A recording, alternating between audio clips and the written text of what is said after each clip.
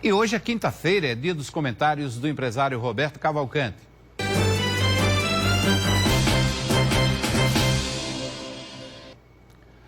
Boa tarde, doutor Roberto. Na semana passada, a gente começou a comentar questões da guerra entre Rússia e Ucrânia, mas essa guerra definitivamente não interessa ao Brasil, né? Até porque nós já estamos aí mais de 2 semanas desse conflito e a gente começa a sentir os efeitos que podem chegar por aqui. Exatamente, eu acho que a sua análise é perfeita.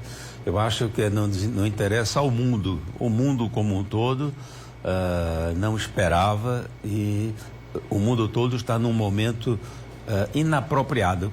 Guerra é sempre inapropriado, mas neste caso específico, esta guerra, ela está exatamente cronologicamente dando sequência a uma pandemia na qual quase a maioria dos países do mundo foram atingidos na sua saúde, na sua economia. Eu acho que é extremamente inoportuna a eclosão desta guerra. Não desço e não descerei nunca ao mérito da guerra em si, porque essas duas nações estão em conflito.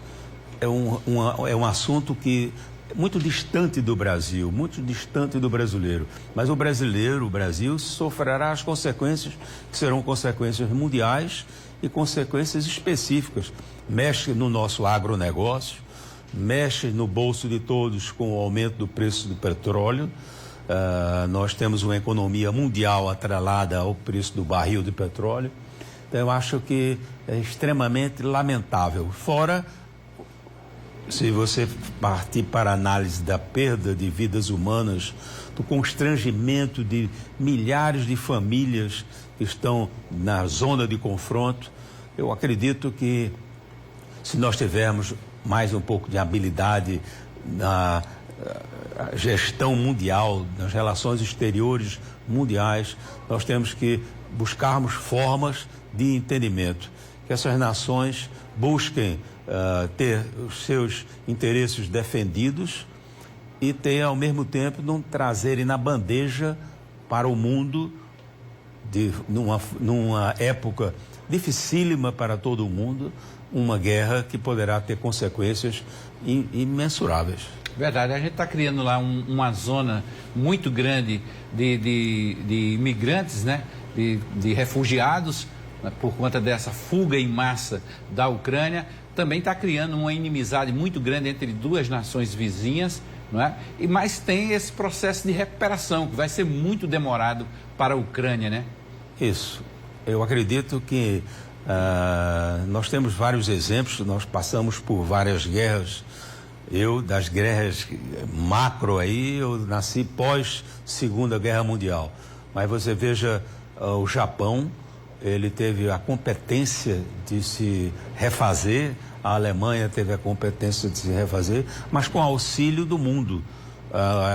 Foi os planos de recuperação desses dois países, que foram os mais atingidos pela guerra, do lado, digamos, do eixo, que era Roma, Berlim, Tóquio. Muita gente brinca que Roberto é a abreviatura de Roma, R-O-B, Berlim, de Robert, de Tóquio. Mas não tem nada a ver, que o nome Roberto eu encontro em lápides, em igrejas centenárias, e não tem nada a ver com a guerra. Mas, na verdade, a dificuldade a cada momento de se construir é terrível. E para você reconstruir, ela se torna bem mais difícil. Eu acho que você comparando aí a eficiência japonesa após o tsunami, que estão completando nesse momento exato 11 anos, mas eu que convivo muito com a comunidade empresarial japonesa, eu tive todos os registros de acompanhamento, parece que passado poucos meses após o tsunami, o Japão já tinha conseguido recuperar toda a infraestrutura que foi danificada. E em menos de um ano ele tinha tocado a sua produção de forma normalizada.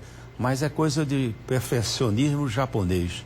Eu tenho dúvidas como países menos preparados até para a própria guerra poderão ser recuperados, que é o caso presente da Rússia. Não, ela vai ser menos atingida.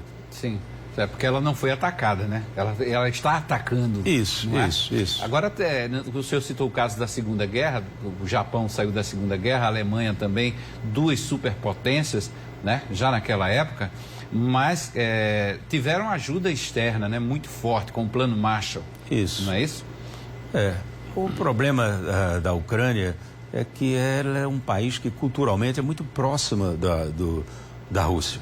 Vamos dizer, nós estamos assistindo irmãos lutando contra irmãos.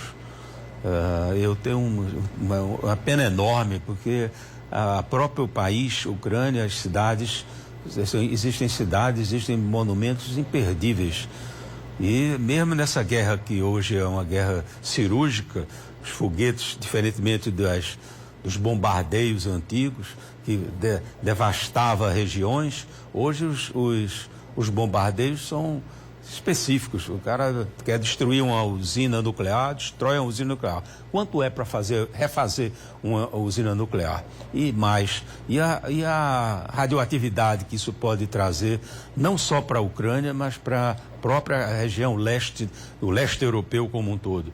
Eu acho que é extremamente triste nós assistirmos a consequência e os efeitos de uma guerra nesse momento. É a destruição total de algumas cidades da Ucrânia, monumentos históricos, né, e investimentos grandiosos daquela nação. O Antonov, que era a maior aeronave do mundo, completamente destruído. As fotos foram publicadas nas redes sociais. Aliás, as redes sociais também hoje é um grande diferencial, porque a gente vê praticamente ao vivo um ataque, verdade, né? Um ataque. Eu assisti uma guerra ao vivo, a primeira guerra ao vivo que eu assisti foi em 1967, naquela guerra relâmpago de Israel contra alguns países árabes, Egito especificamente. E era impressionante. Eu estava voando Rio de Janeiro, Lisboa. Chegamos em Lisboa e a televisão do hotel, ninguém saía das televisões. Mas era uma cobertura retardada. Era uma cobertura na qual os repórteres, correspondentes de guerra, capturavam as imagens. Hoje nós assistimos com os meios de comunicação atuais, os meios digitais, você assiste, como você falou, ao vivo. Nós estamos presentes, lamentavelmente, nós estamos presentes na desgraça, presentes na carnificina que pode estar acontecendo aos nossos olhos. Verdade. A gente está falando de guerra, mas a gente ainda está convivendo com a pandemia e tentando sair dessa pandemia. E tem um prejuízo muito grande aí para ser recuperado, né? Essa recuperação. Isso. A gente vai falar em guerra, vai falar em barril de petróleo que é colocado em dólar e traz isso aí... A guerra, hoje, com a globalização, ela atinge todos.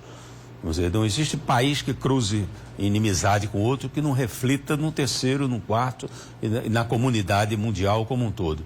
Eu acho que quem tiver equilíbrio, que quem tiver fé, deva rezar, deva orar para que isso cesse o mais rápido possível. E não fique cobrando do Brasil uma posição. O Brasil, na verdade, lamenta muito isso, eu tenho certeza. Todos nós brasileiros lamentamos muito, mas nós não estamos num momento de termos bandeira. Se é da bandeira, estamos de um lado ou do outro, dando justificativas de que um está certo, o outro está errado, de forma nenhuma. Devemos ter o nosso habilidoso Itamaraty, consagrado em vários confrontos mundiais, com equilíbrio, para que o Brasil passe por essa tempestade, por esse tsunami e de forma menos danosa, mas que vamos ter danos diretamente ligados ao Brasil, nós vamos ter.